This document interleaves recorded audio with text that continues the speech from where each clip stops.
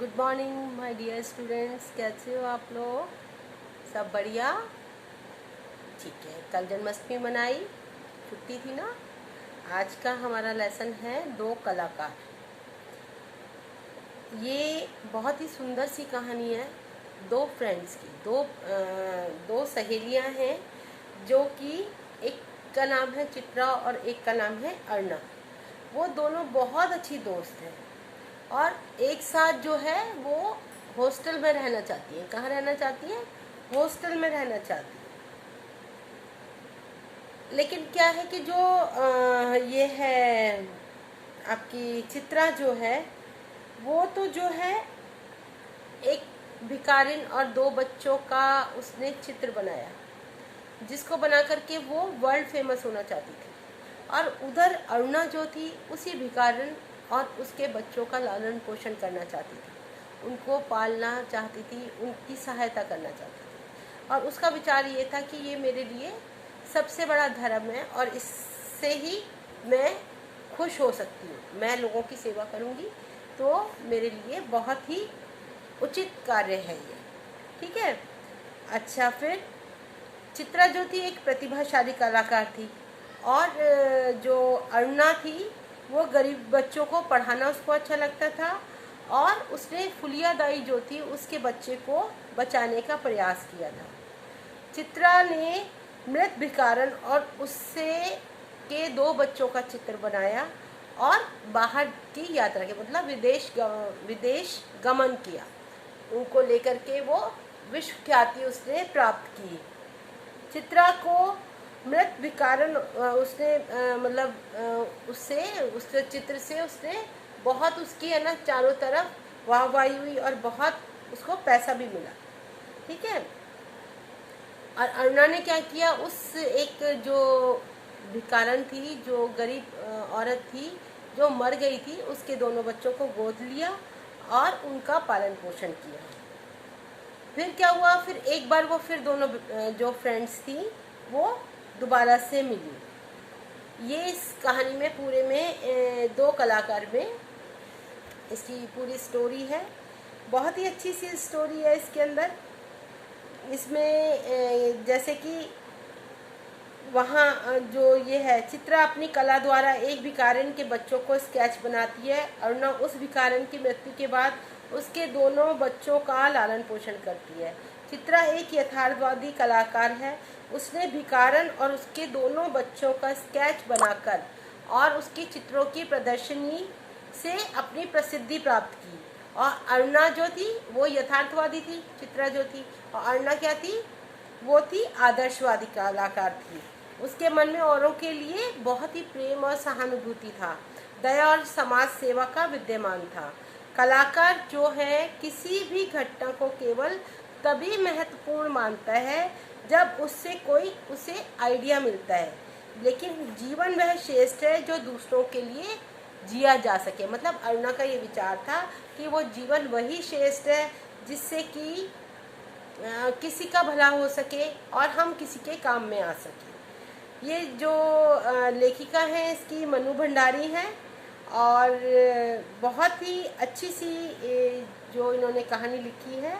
इनका मेन उद्देश्य है समाज सेवा और कला को ऊर्जा देना, मतलब कला को आगे बढ़ाना। इनका जो जन्म हुआ था 3 अप्रैल 1931 को भानपुरा राजस्थान में हुआ था। ठीक है। इसके बाद तो यही है इसका छोटा सा कहानी थी कि वो फ्रेंड्स थी और एक का नाम चित्रा था, एक का नाम अरुणा था। चित्रा बहुत यथार्थवादी थी और जो अरुणा थी वो आदर्शवादी थी। ठीक है। अब क्या हुआ कि उन्होंने मतलब एक जगह वो मिली और उन्होंने देखा एक भिखारन थी, उसके पास दो बच्चे थे चिपके हुए थे, लेकिन उसने तो जो चित्रा ने तो अपनी लाइनें खींच के उसका स्केच बनाया सुंदर सा भिखारन का, लेकिन अरुणा ने जो था उसके बच्चों का लालन पोषण किया, क्योंकि वो जो भिखारन थी जो वो मर चुकी थी। उसके बाद उसके बच्चों को उसने जीवन दान दिया। तो अब ये बताओ आप मुझे कि इनमें से दोनों का कौन सा जो कार्य श्रेष्ठ है? चित्रा का कार्य श्रेष्ठ था क्योंकि उसने तो, या अरुणा का कार्य श्रेष्ठ था?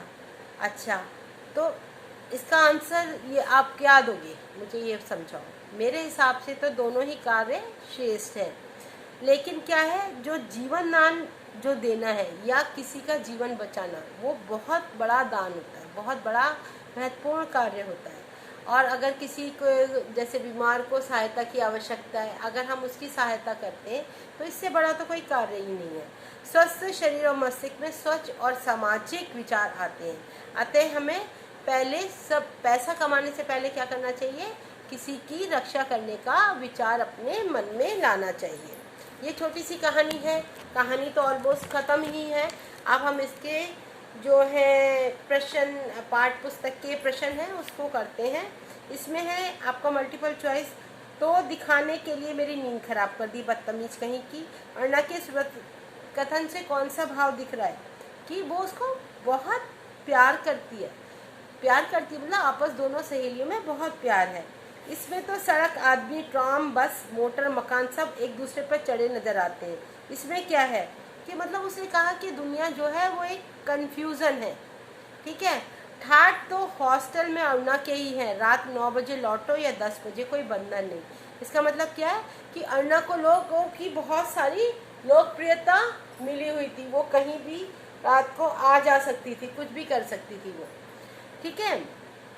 अरुणा रात 10 बजे कहाँ से लौटी थी वो, क्योंकि वो फुलिया दाई, एक जो इसमें एक कैरेक्टर है फुलिया दाई, उसके बच्चों की देखभाल कर रही थी। वो क्या कर रही थी, देखभाल कर रही थी, तो इसलिए सब लोग उसका बहुत ही सम्मान करते थे।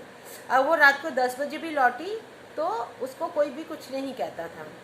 दोपहर से भूखी अरुणा ने रात को भोजन भी नहीं किया। क्यों नहीं किया, क्योंकि वो जो फुलिया दाई के बच्चे को बचा नहीं पाई थी। मतलब इतना बीमार हुआ, उसने उसकी इतनी सेवा करी, लेकिन फिर भी वो उसको बचा नहीं पाई। इस दुख के कारण उसने भूख होते हुए भी खाना नहीं खाया। जब अरुणा रात देर से लौटी तो उसको क्या हो रहा था, चित्रा को क्या हो रहा था कि चित्रा को बहुत चिंता हो रही थी कि अरुणा घर पर क्यों नहीं आई है। अरुणा और चित्रा के बीच क्या संबंध था, अरुणा और चित्रा के बीच मित्रता का संबंध था। जो चित्रा थी वो हॉस्टल छोड़ने के बाद कहाँ गई थी, वो विदेश गई थी। क्योंकि उसने एक बहुत सुंदर पिक्चर बनाई थी जिसमें वो जो बूढ़ी औरत थी, भीख मांगने वाली भिखारिन थी, और उसके 2 बच्चे थे, ठीक है। अच्छा, फिर उसके बाद जो है कहानी का अंतिम भाग क्यों महत्वपूर्ण है। कहानी का अंतिम भाग इसलिए महत्वपूर्ण है क्योंकि दोनों जो सहेलियाँ हैं, जो दोनों सखियाँ हैं, वो अपने अपने काम को उत्तम बता रही हैं और वो कह रही है हमने बहुत अच्छा, हमारा जो कार्य है वो बहुत ही अच्छा है। फिर राजा रानी की कथा किस काल से संबंधित हो सकती है, प्राचीन काल से। 2 कलाकार कहानी में किस काल खंड का वातावरण दिखाई देता है, आधुनिक काल का, क्योंकि एक पेंटिंग बना रही है, एक समाज सेवा कर रही है, तो वो क्या होता है, ये सारा जो है आधुनिक काल में ही होता है। किस घटना से अरुणा कई दिनों तक उदास रही, कब रही उदास अरुणा, जब फुलिया दाई के बच्चे को वो बचा नहीं पाई।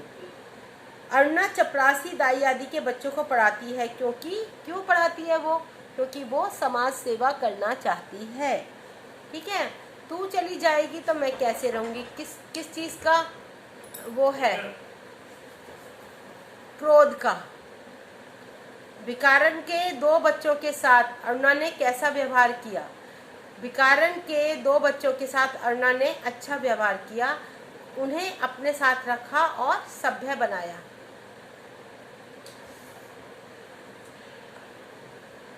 मुझे बीच में उठना पड़ेगा।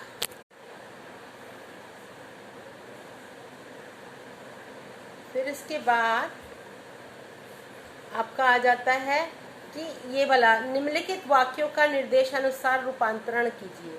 कल तो उसे देखा था, इसे निषेधार्थक शब्द मतलब नहीं के रूप में लिखना है, जैसे कि कल तो उसे नहीं देखा था। फिर उसके चित्रों की प्रदर्शनियां होती हैं, इसको प्रश्नार्थक मतलब प्रश्न पूछते हुए, क्या उसके चित्रों की प्रदर्शनियां होती थी। मैं अपने को रोक नहीं सकी। मनोवेगात्मक मतलब मन से, दिल से जो हम लिखेंगे, मैं अपने को रोक नहीं पाई। क्या मैं सचमुच के बच्चे थे? मासी। कथनात्मक, मासी ये सचमुच के बच्चे थे, मतलब एक पूछ रहे हैं, कथन पूछ रहे हैं हम, ठीक है। अर्ना सवेरे से ही उसका सामान ठीक कर रही थी। इच्छार्थक, अर्ना सवेरा होते ही उसका सामान ठीक करे। फिर उसके बाद ये मुहावरे हैं, उनको वाक्य में प्रयोग करना है। जैसे ढिंडोरा पीटना, ठीक है, ढिंडोरा पीटना, तुम इस बात का सारी जगह पर ढिंडोरा पीट रहे हो। फिर है छूट देना। छूट देना मतलब बहुत ज़्यादा आज़ादी देना। कोई कुछ भी बना सकते हो आप वाक्य। मेरी सहेली के पापा ने उसको बहुत छूट दे रखी है, या सीता के पापा ने उसको बहुत छूट दे रखी है। बड़बड़ करना यानी कि बहुत ज़्यादा बोलना। यह बूढ़ा व्यक्ति हर समय बड़बड़ करता है, या वह पड़ोस की आंटी हर समय बड़बड़ करती हैं। आपको ये वाक्य अपने आप बनाने हैं, ठीक है।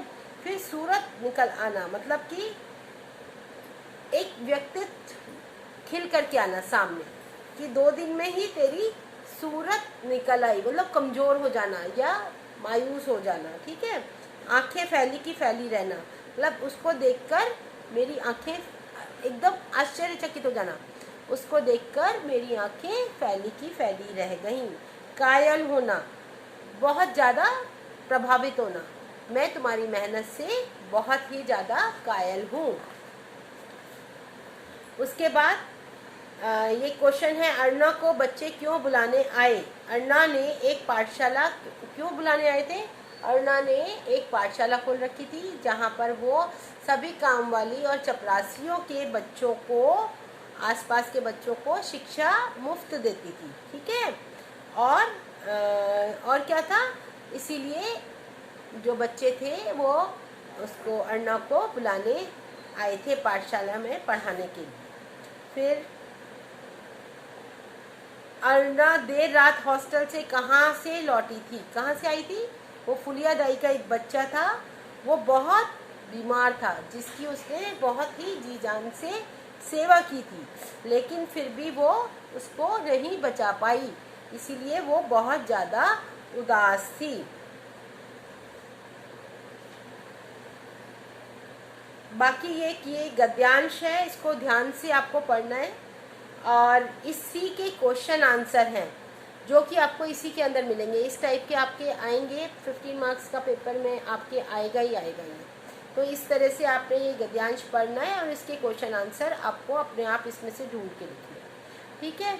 ये लेसन ऑलमोस्ट ख़त्म हो गया है। अब आप इसको अच्छे से रीड करो, रीड करके इसके जो क्वेश्चन आंसर्स हैं उनको, मल्टीपल चॉइस क्वेश्चंस हैं बहुत सारे इसके अंदर, और छोटे छोटे जो प्रश्न उत्तर हैं उनको आप अपनी कॉपी में लिखो और याद करो। बहुत सिंपल सी स्टोरी है, कोई इतनी मुश्किल वाली चीज़ तो है ही नहीं। इसको आप आराम से बैठ करके आज कल इसके जो कठिन शब्द हैं उनको लिखो, क्वेश्चन आंसर लिखो, मल्टीपल चॉइस क्वेश्चन आंसर लिखो। अगर कोई भी प्रॉब्लम है, कुछ भी है, आप मुझे फ़ोन करो या कॉल करो। इसके साथ साथ परसों सैटरडे को इंडिपेंडेंस डे है। 15 अगस्त के लिए सब बच्चों को एक पैराग्राफ लिखना है, कम से कम 100 वर्ड्स का होना चाहिए, और उसके साथ में आपको एक झंडा या कोई फूल या मतलब चाहे आप पतंग कुछ भी बना करके ड्राइंग में या क्राफ्ट में आप मेरे पास भेजोगे। Have a good day, bye bye, see you.